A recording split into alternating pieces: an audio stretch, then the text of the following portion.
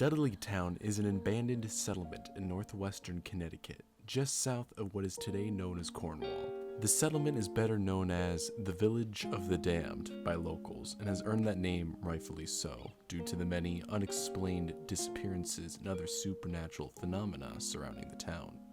Like many early settlers in Connecticut, they came to the area during the mid-18th century, including the first Dudleys, who had come from England in 1747. They helped to cultivate a thriving community, fueled by the ever-growing iron industry in the area.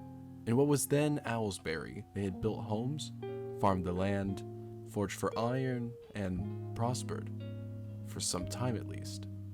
The town's untimely demise could be attributed to a number of different factors, including depleted farmland, the decline of the iron industry, and many younger Americans heading out west. But of course, there are those who believe that the prominent Dudley family was cursed.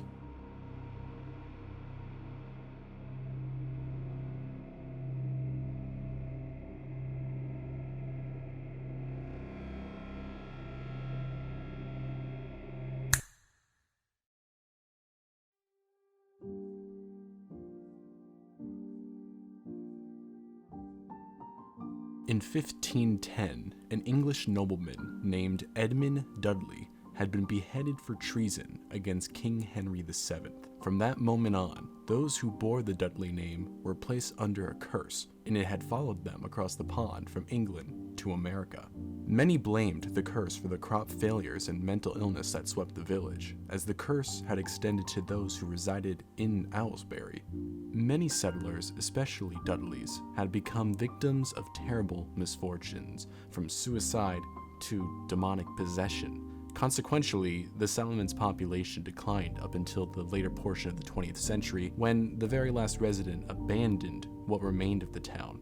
Afterwards, nature took back the land.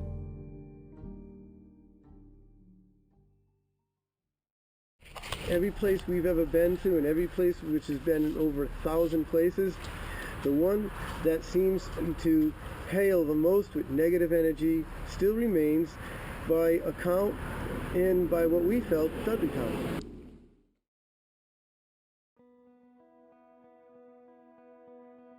Since the 1990s, there has been an increased interest in Dudleytown, the reason being the release of the 1999 movie The Blair Witch Project. The movie, about a haunted forest, had spiked local interest in the haunted village, to the point of police having to respond to numerous cases of vandalism.